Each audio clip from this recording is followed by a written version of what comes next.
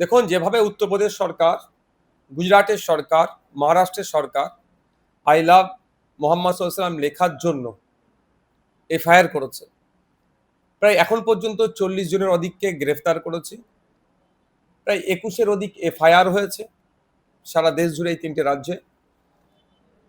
1350-এর উপরে মানুষের নামে অভিযোগ করা হয়েছে। তার প্রতিবাদে আর্টিকেল 25-কে ভায়োলেট করছে, সরাসরি আঘাত দিচ্ছে। এই প্রতিবাদে পিরজাদা আব্বাস সিদ্দিকীর নেতৃত্বে ফুরফুরা শরীফ আহলে সুন্নাত জামাতের ডাকে একটা প্রতিবাদ মিছিল ছিল, ধিক্কার মিছিল ছিল। সেই ধিক্কার মিছিলে আমিও পা মিলিয়েছি। সংবিধানকে রক্ষা করতে হবে।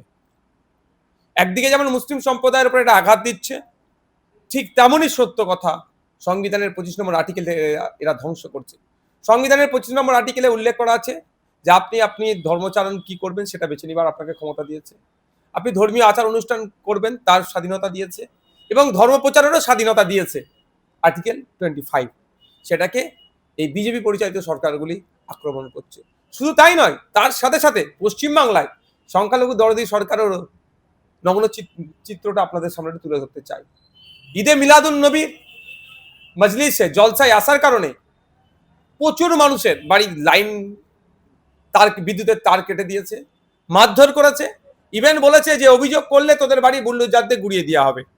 এই পশ্চিমবাংলায় ক্যানিং পূর্বে যেখানকার বিধায়ক নটোরিয়াস ক্রিমিনাল মমতা ব্যানার্জি যাকে সার্টিফিকেট দিতে তুই বোমবাদী, সেই শওকত মোল্লা।